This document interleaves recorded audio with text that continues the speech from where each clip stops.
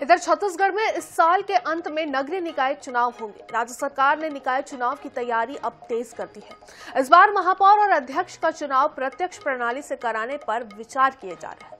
भूपेश सरकार से पहले जनता सीधे मेयर और अध्यक्ष चुनती थी। विधानसभा और लोकसभा चुनाव में जीत से उत्साहित भाजपा को स्थानीय चुनाव में भी जीत का पूरा भरोसा है। देखिए।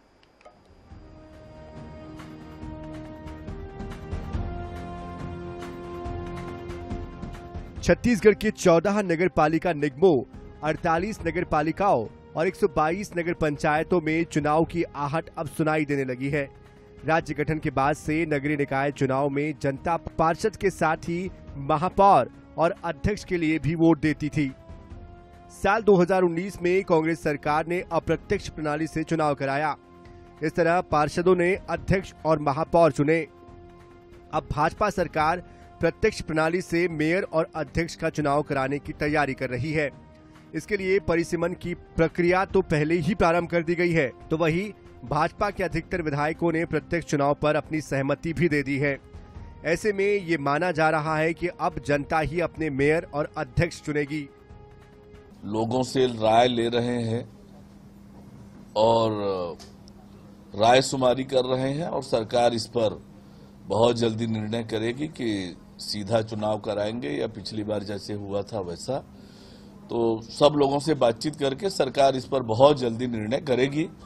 नगरीय निकाय चुनाव की प्रारंभिक तैयारी हमने प्रारंभ कर दी है। वार्डों का परिसीमन का निर्देश जिला कलेक्टरों को दिया है।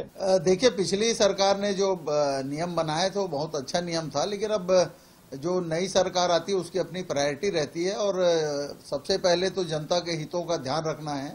और जिस तरह से मुख्यमंत्री का चुनाव विधायकगण करते हैं उसी तरह पार्षदगण अध्यक्ष का या महापौर का चुनाव करते थे। ये प्रजातांत्रिक प्रक्रिया है।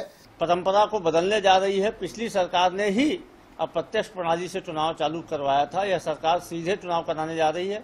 इसका मतलब यह है कि सरकार के अंदर डर समाया हुआ है। उसे नहीं लगता है कि पूरे पार्षद उसकी बड़ी संख्या में जीत के आएंगे।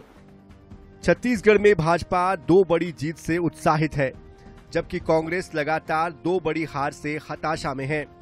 ऐसे में निकाय चुनाव में भाजपा जहां अपने परफॉर्मेंस बनाए रखने पर फोकस करेगी, तो वहीं कांग्रेस के सामने प्रत्यक्ष प्रणाली से भी अपने मेयर और अध्यक्षों को जिताने की चुनौती होगी।